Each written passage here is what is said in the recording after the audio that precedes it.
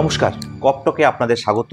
আজকের দিনে একটি খুব বড় মাপের ক্রাইম যেটা সমাজের বেশিরভাগ ক্ষেত্রে ইফেক্ট হচ্ছে, ইভেন প্রচুর মানুষ এর মধ্যে ভিকটিম হচ্ছেন, সেই বহু প্রচলিত নাম হচ্ছে ডিজিটাল অ্যারেস্ট। এই ডিজিটাল অ্যারেস্ট জিনিসটা কি, আজকের আমাদের আলোচ্য বিষয় এটা। তো আজকে আমাদের মধ্যে পেয়ে গেছি আমাদের ACP south Shrimati Sambiti Chakraborty madam. তো আমাদের এই আলোচনা সভায় প্রথমেই ম্যাডামকে আমাদের স্বাগত। প্রথমেই ম্যাডামের কাছ থেকে জেনে নেব, ম্যাডাম এই ডিজিটাল অ্যারেস্ট বিষয়টা কি, এটা কি, এর আইনের পরিভাষায় কি এক্সিস্টেন্স আছে, এর কি উপস্থিতি আছে, এর মধ্যে কি আছে ম্যাম? দেখুন, ডিজিটাল অ্যারেস্ট হচ্ছে এমন এক ভুয়ো অ্যারেস্টের পদ্ধতি যেখানে আপনাকে বলা হবে বিভিন্ন সন্দেহজনক বা সাসপিশিয়াস তথ্যের মাধ্যমে এটা প্রমাণ করার চেষ্টা হবে যে আপনি একটা বিরাট অপরাধ করেছেন এবং আপনাকে ডিজিটাল অ্যারেস্ট ওয়ারেন্ট দেখিয়ে বলা হবে যে আপনি অ্যারেস্ট হয়ে গেলেন। মানে সিম্পলি এইটা। বাট মানে এটা কিভাবে হয় আমি আরো বিশদে বলবো। তো যদি সিম্পলি বলেন যে ডিজিটাল অ্যারেস্ট কি, তাহলে এটাই। আচ্ছা, মানে আমরা শুনেছি অ্যারেস্ট মিনস ফিজিক্যালি কাউকে গিয়ে অ্যারেস্ট করে নেওয়া। এখন সাইবার প্রতারকরা মানে অ্যারেস্টটাকে পুরো কনভার্টেড করে দেয়, ডিজিটালি হয়ে গেছে। মানে আগে যেমন কনভেনশনাল ক্রাইমটা এখন সাইবার স্পেসে চলে গেছে, অ্যারেস্টটাও মানে ওদের পরিভাষায় ডিজিটালি হয়ে গেছে। সত্যি মানে খুব চমকপ্রদ একটা নামকরণও হয়ে গেছে। আচ্ছা ম্যাম, তো একটা বিষয় আপনি আমাদেরকে বলুন, এই যে ডিজিটাল অ্যারেস্ট, এতে মানুষ ভিকটিমাইজ হচ্ছে কিভাবে, মানে প্রসিডিউর কিভাবে হচ্ছে ওরা? অ্যাকচুয়ালি এই যে যারা ডিজিটাল অ্যারেস্ট নাম করে ফোন করে, তাদের বিভিন্ন পর্যায়ে বিভিন্ন স্টেপ আছে। ওকে, প্রথমেই তারা আপনার কিছু পার্সোনাল তথ্য শেয়ার করবে। আচ্ছা, তাতে করে আপনার মনে হবে যে আপনার ব্যক্তিগত তথ্য তারা পেয়ে যাচ্ছে, মানে নিশ্চয়ই তাদের কাছে কোনো এভিডেন্স আছে। একদম। দ্বিতীয়, এরা বেশিরভাগ ক্ষেত্রে আমাদের এখানে যে সমস্ত ক্রাইমগুলো রিপোর্টেড হয়েছে সেখানে আমরা দেখেছি আইদার কাস্টমস অফিসিয়াল বা সাইবার ক্রাইম পুলিশ স্টেশনের নাম করে বা যে কোনো নর্মাল মানে পুলিশ অফিসারের নাম করে ফোন করে। বেসিক্যালি একটা ল এনফোর্সমেন্ট এজেন্সির নাম নিয়ে তারা আপনাকে ফোন করবে, এবং যেটা শুনলে প্রথমেই মানুষের মনে একটা প্রাইমারিলি একটা ভয়ের উদ্রেক হয়। দ্বিতীয়ত, আপনার পার্সোনাল তথ্য বা ইনফরমেশন আপনার সাথে শেয়ার করবে এবং এর সাথে আপনাকে বলবে যে আপনি কোনো একটি কাস্টমসের কোনো একটি মানে নার্কোটিক্স বা এরকম ধরনের কোনো কন্ট্রাব্যান্ড আইটেমের নাম করে বা কোনো রকম মানি লন্ডারিং এর সাথে আপনি যুক্ত আছেন, এই ধরনের ক্রাইমের নাম করে আপনাকে ভয় দেখানোর চেষ্টা করবে। এটা ইনিশিয়াল স্টেজ। এরপরেই আপনাকে যেটা করবে তারা, সেটা হচ্ছে যে অন্যান্য জায়গা থেকে আপনাকে এলিমিনেট করে দেবে, মানে আপনাকে সঙ্গে সঙ্গে বলবে আপনি একটা বন্ধ ঘরে চলে যান। আচ্ছা, মানে ওরা কারোর সঙ্গে যোগাযোগ রাখতে দেবে না সেই সময়? একদম কারোর সাথে যোগাযোগটা ছিন্ন করে দেবে, কারণ এরপর যেগুলো হবে সেগুলো আরো ভয়ের উদ্রেক করবে, যে ভয়ের টেনশনটাকে না নিতে পারার জন্য তাকে সেপারেট করে দেওয়ার চেষ্টা করবে। দ্বিতীয়, তৃতীয়, এরপরে বন্ধ ঘরে যখনই চলে যাবে তখনই যেটা তারা করবে সেটা হচ্ছে একটা ভিডিও কল। জেনারেলি মানে স্কাইপ কল আগে খুব হচ্ছিল, এখন হোয়াটসঅ্যাপ কলের মাধ্যমেও তারা করছে আর কি। এই ধরনের ভিডিও কলিং এর মাধ্যমে আপনাকে একটা পুলিশের পোশাক পরে বা এরকম ধরনের কোনো ল এনফোর্সমেন্ট এজেন্সির পোশাক পরে আপনার সামনে একজন ব্যক্তি উপস্থিত হবেন, যিনি আপনাকে বিভিন্ন ফেক ডকুমেন্ট বা ফুল ডকুমেন্ট দেখিয়ে বলবেন দেখুন এইটা পেয়েছি আমরা, এইটা পেয়েছি আমরা, যেখানে মানুষের যে ভয়টা সেটা আরো বাড়তে থাকবে, সে পাজলড হতে থাকবে এবং সেইটার উদ্রেক করে তাকে এই ডিজিটাল অ্যারেস্ট বা ফেক অ্যারেস্ট ওয়ারেন্ট দেখিয়ে তাকে ডিজিটাল অ্যারেস্টের ভয় দেখানোর চেষ্টা করবে।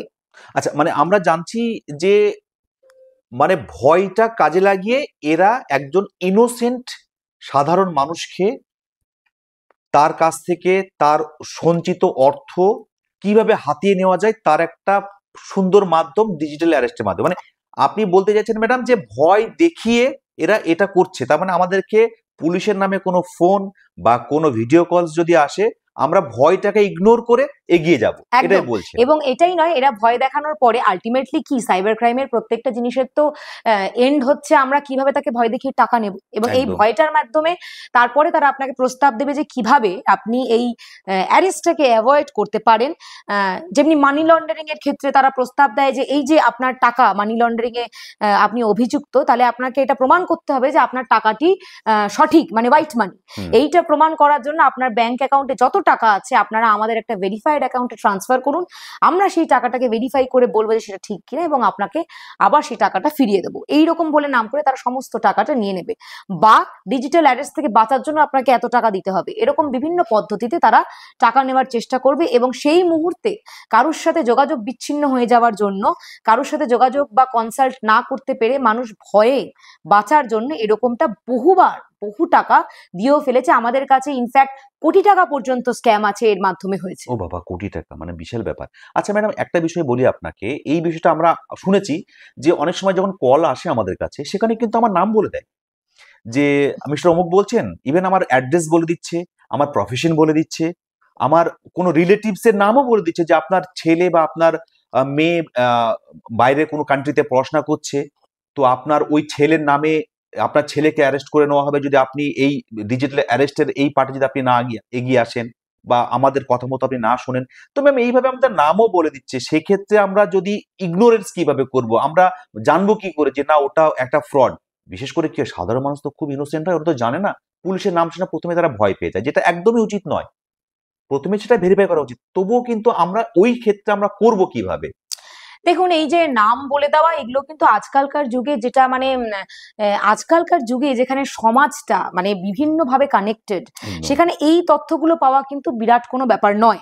আপনার আধার কার্ড নাম্বার পাওয়াটা আজকাল বিরাট কোনো ব্যাপার নয়। আজকাল বিভিন্ন জায়গায় ডেটা থেফট নিয়ে অনেক কিছু চলছে, আপনারা জানেন। যাই হোক, তো ডেটা পাওয়াটা এখন কিন্তু বিরাট ব্যাপার নয়। বা এই যে সোশ্যাল মিডিয়া আমরা করছি, আমাদের বিভিন্ন তথ্য আমরা বিভিন্নভাবে বিভিন্ন জায়গায় দিয়ে থাকি, এবং সেখান থেকে আমাদের তথ্য মানে ডিসেমিনেট হতেই পারে। সুতরাং আপনাকে কোনো তথ্য দিচ্ছেই, মানে আমি আপনাকে জাস্ট সিম্পল স্টেপ বলছি, খুব ব্যক্তিগতভাবে বলছি, আমার কাছে ওই ফোনটি এসেছিল, ঠিক আছে, একদম এই ডিজিটাল অ্যারেস্টে, এবং আমাকে তিনি আমার আধার কার্ড নাম্বার বলেন। আমি তাকে অবশ্যই আমার পরিচয় দিইনি, আমার আধার কার্ড নাম্বার বলেন এবং বিভিন্ন স্টেপ বাই স্টেপ এই যে প্রসেসগুলো ফলো করা হয়, তারপরে আমি তাদের কাছে কিন্তু ম্যাক্সিমাম সময় তারা এমন ভয়েস নিয়ে কথা বলে মনে হয় যেন সত্যি বলছে, কিন্তু অরিজিনালি যদি সত্যি না বলে, আপনি যদি কাউন্টার ভয় না পেয়ে যদি কাউন্টার কোয়েশ্চেন করেন, একটা জায়গায় গিয়ে সে ফেল করবেই।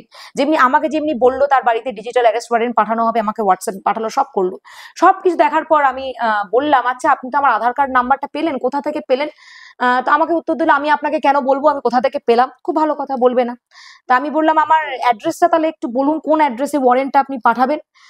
তখন বললো, আপনার আধার কার্ড নম্বর যখন আমার কাছে আছে, তাহলে কি আপনার মনে হয় না আমি আপনার নাম যখন আমি জানি, আপনার কি মনে হয় না আমি আপনার অ্যাড্রেসটাও জানি? বললাম, না, আমার মনে হচ্ছে না। তখনই তিনি বিরক্ত হয়ে কিন্তু ফোনটা কেটে দিলেন।